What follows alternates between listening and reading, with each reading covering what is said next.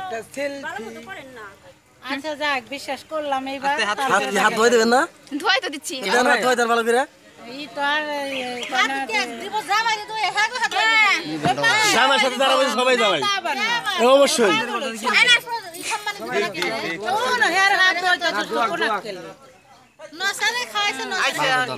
দেন দেন পানি দেন পানি দেন।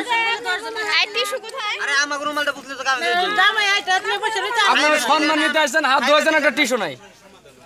এটা হলো আচ্ছা কে বলছে একটা গামছা তো আছে। আচ্ছা আপনারা আগে আমার হাত তো শুকায় গেল। আবার ভিজাই দিব আমাদের পুকুর আছে একটা